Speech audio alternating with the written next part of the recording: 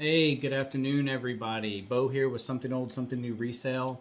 I'm doing a What Did We Find video from this past weekend. So I went out on September 4th and I hit 3 garage slash estate sales. And I'm going to go over with you what I picked up and what I expect to sell it for based on recent sold comps. So, first thing I picked up is this guy here. This is a 12-inch Lodge cast iron skillet. From what I can tell, it's a pretty basic Lodge skillet. Now it has a lot of buildup on it, a lot of wear and rust, and then a lot of caked on goodness on the bottom from years of cooking and never really been properly maintained. So this is going to have to be cleaned up, which I'll do another video on that showing you how to clean cast iron if you get a lot of it and don't really know how. So I picked this up for $2. 12-inch Lodge cast iron skillet, $2 pickup. Recent comps on this, as long as it's nothing special, which I don't think it is. I don't see any numbers or anything, but that should sell for around $20 to $22 once I have it cleaned up. So that's a good little score there. Now the next thing that I went to a garage sale, and I like watches. So I always look at watches. This one's a Timex from about 2015. This one's a Citizen. Now, I like watches. I think they're cool, and the known name brands I always pick up because you can usually get them for pretty cheap. I got both of these watches for $2, $1 each on both of these. The Citizen, which is the gold one, is a railroad approved wristwatch. It is unisex, men or women, and is in working condition. I don't see any scratches or anything on the face, so it's in really good shape. The Citizen will sell for about $70 based on recent comps. The Timex is a little more standard. Has a flex wristband. It's got a little bit of scratching on the face, so it needs a little bit of cleaning up, but it's also in working condition. And this one will go for about $10 on the Timex. But watches are good because a lot of times you can get watches, especially if people don't really know what they have or if they're just trying to get rid of things. You can get a really good price on wristwatches, and you can make a good profit on them.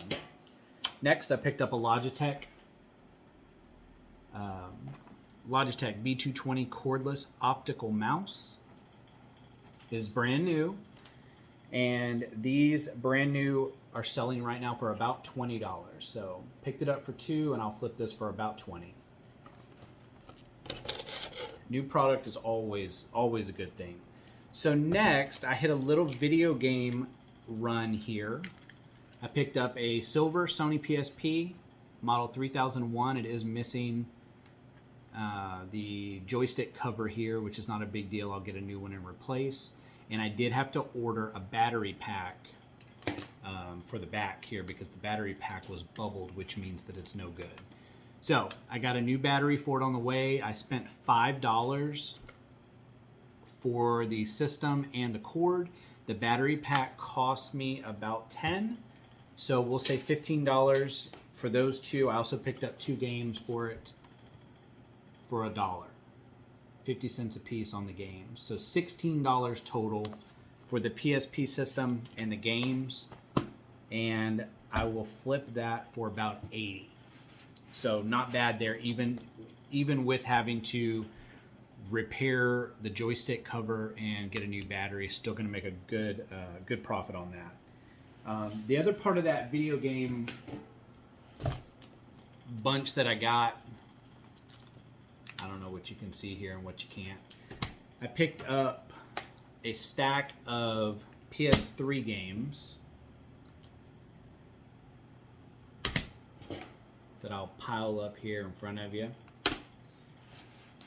So what do we got here? 2, 4, 6, 8, 10, 12, 14, 16, 18. There's 18 here in this stack. These all, the discs are in great condition and they all have the manuals with them. I have another small stack here of loose games and empty cases. So the way that breaks down is I paid $20 for everything. I paid $20 for the stack of PlayStation 3 games, the loose games, and the empty cases. So I go through and I price each individual game because prices can vary. Some games are a lot more rare than others. And so you want to price each one. But I went through and priced based on recent comps. I paid $20 for all of them. They should sell for $163 to $168 based on recent comps, which will give me a profit there of $143. So I'm going to sell each game individually, and then I'm going to lot up the empty cases because a lot of people who have the games either loose or they just like the cases will purchase the empty cases. So I figure I'll get $10 for the 4 empty cases, and then I have 4 loose games that I figure I'll get $10 in a lot for those. Next, this is a Miller Lite ice bucket, oval shaped. It's really good shape. Doesn't look like it's ever been used. I don't really see any scratching or wear marks or anything on it. That is 14 inches side to side on that. I paid $1 for it, and I will flip that one for $12. So nothing huge there, but a nice little profit. And last but not least, I picked these up at an estate sale. You can see these are old 1950s Foremost 5.5 glasses. What I can tell you about glasses and bifocals is if you ever see a pair, and I picked these up blindly, I had no clue. They just looked interesting. What do you think? They were just interesting, and so anytime I see something interesting, I'm apt to take a chance on it blindly. And these were only $2. Picked these up for $2, the Foremost glasses, and they'll sell for between $25 and $30. So not bad, pretty good flip there. So all in all, I spent $35 total. I'll sell everything when it's all said and done for right at $400, which will give me a profit of $365. So spend $30 to make $365. It was actually a really good day at the sales. I'm really happy with what I've got. Like I said, stay tuned. Give us a subscribe, a like. Give us some feedback in the comments. If you see anything that you need advice on or need help with, feel free to reach out. I've been doing this for about 15 years now, selling on eBay and different platforms like that. So I'm going to do another video on cleaning the cast iron, like I said, so stay tuned, and thanks for watching.